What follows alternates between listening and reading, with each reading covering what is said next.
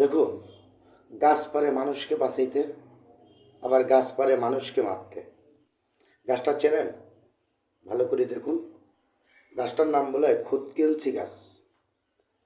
এই গাছটায় মানবদের ভিতরে এমন একটা কঠিন রোগ ভালো হয়, আপনি কল্পনা করতে পারবেন না। যাদের বাথরুমে গেলে কথন দিলে বা কষা দিলে ফোটায় ফোটায় ফোটায় রক্ত আসে। গাছটা চেনেন?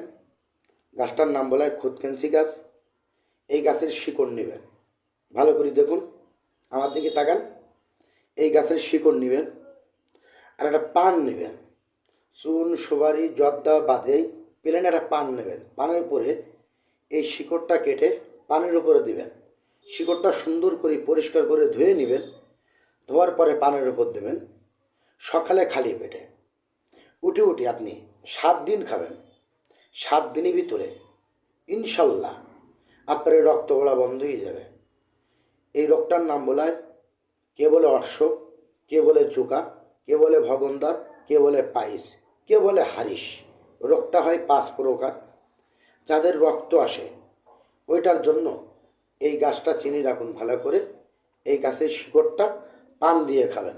ধন্যবাদ, ভালো থাকবেন। আপনারা সবাই ঔষধি গাছ লাগান, পরিবেশ বাঁচান।